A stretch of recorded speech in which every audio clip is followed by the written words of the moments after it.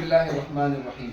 کل کے سبق میں ہم نے آپ کو بتایا تھا جو آپ کا پیج تھا 12 نمبر اور 13 نمبر.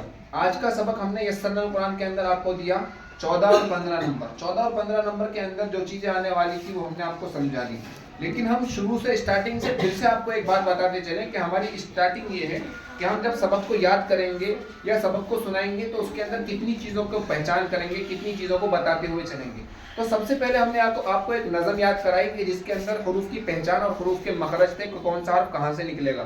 تو سب سے پہلے نمبر پر حروف کی پہچان آپ کو نظم کے اندر یاد رکھنا ہے کہ کون سا حرف کہاں سے نکلے گا. نظم بھی یاد رکھنی ہے. نظم آپ کو سمجھا دی, بتا دی اور آپ نے سنا بھی دی. آپ کو پتا ہے کہ کون سا حرف کہاں سے نکلے گا.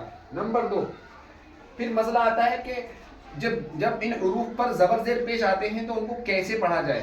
جس حرف کے اوپر صرف زبر زیر پیش آئے گا یا دو زبر دو زیر دو پیش ہوں گے تو وہ حرف کبھی نہیں کھینچے گا, یعنی زبر زیر پیش والا حرف کبھی نہیں کھینچے گا. نمبر 2, جس حرف کے ساتھ میں الف ہو, واو ہو, یا ہو, کھڑا زبر, کھڑی زیر, الٹا پیش ہو یا مد ہو وہ کھینچے گا.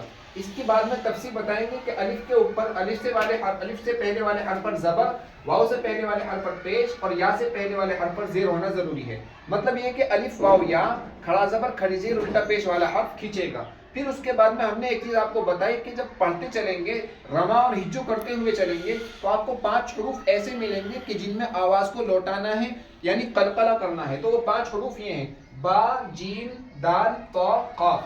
ان 5 حروف کو ہم مجموعے کے طور پر قطب جدین بھی کہتے ہیں. ان 5 حرفوں میں ہمیں آواز لوٹانی ہے. ان کی حالت اور ان کی شکل دیکھو: با ساکن, جیم ساکن, دال ساکن, طا ساکن, قاف ساکن. لیکن جب ان حروف پر یہ زبر زیر پیش والے بھی ہوں یا تشدید والے ہوں اور ان پر ہمیں رکنا ہو, وقف کرنا ہو تو اس وقت بھی ان میں آواز لوٹتی ہے یعنی قلقلہ ہوتا ہے.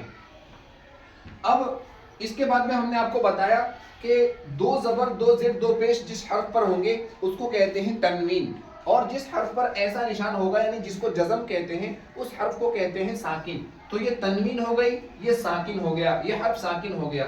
اب اگر یہ جزم والا نشان با پر ہو تو با ساکن, نون پر ہو تو نون ساکن, دال پر ہو تو دال ساکن, را پر ہو تو را ساکن, قاف پر ہو تو قاف ساکن. یعنی جس حرف پر بھی یہ نشان ہوگا وہ حرف اس کا نام لے کر اس حرف کو کہیں گے ساکن. نون ساکن, با ساکن, تا ساکن, اس طریقے سے کہیں گے.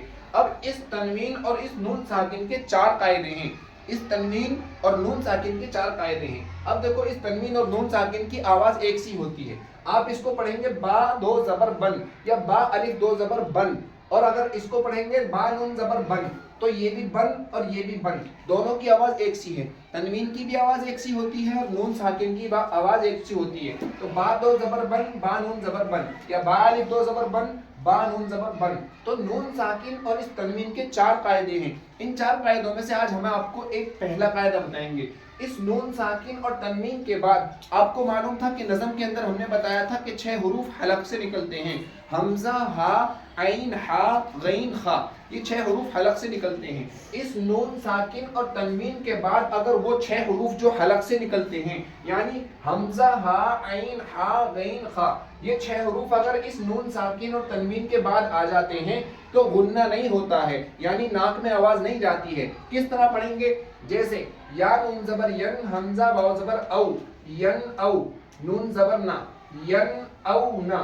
تو ین او نا کے اندر آپ نے دیکھا کہ یہ نون ساکن ہے, یہ والا نون ساکن ہے. ہم نے کہا تھا اس نون ساکن کے بعد حلق سے نکلنے والا کوئی حرف ہوگا تو غنہ نہیں ہوگا. ہم نے دیکھا کہ یہاں پر نون ساکن ہے, نون ساکن کے بعد میں یہ حمزہ ہے اور حمزہ نکلتا ہے حلق سے. تو ہم اس کو پڑھیں گے ین او نا, بغیر غنہ کرے پڑھیں گے ین او نا.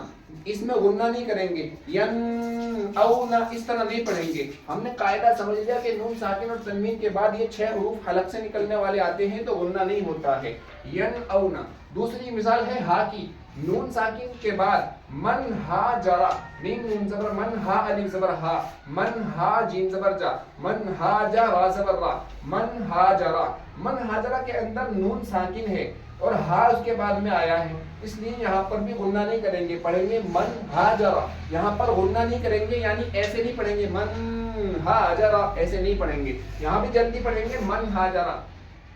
تیسری مثال ہے تنوین کی. ہم نے کہا تھا نون ساکن ہو یا تنوین ہو, ان دونوں کے بعد میں حلق سے نکلنے والے حروف آئے. تو آپ کو 2 مثال دے دی ہم نے نون ساکن کی. तीसरी मिसाल है तनवीन की, काफ रा पेश कुर हमजा खड़ा जबर आ, कुरआन नून अलिफ दो जबर नन, यहाँ पर तनवीन आई दो जबर की। इस तनवीन के बाद भी हमने कहा था 6 हुरूफ में से कोई हर्फ आएगा तो वहां पर गुन्ना नहीं होगा, यानी नाक में आवाज नहीं जाएगी।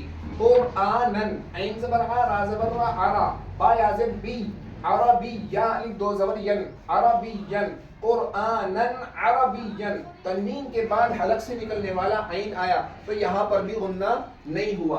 आज के सबक के अंदर हमने नून साकिन और तनवीन का पहला कायदा आपको बताया कि नून साकिन और तनवीन के बाद हलक से निकलने वाले 6 हुरूफ आते हैं तो गुन्ना नहीं होता है। उन 6 हुरूफ में से हमने आपको 3 हुरूफ की मिसाल दे दी, इंशाअल्लाह कल 3 हुरूफ की मिसाल आगे देंगे। अस्सलाम वालेकुम व रहमतुल्लाहि व बरकातहू।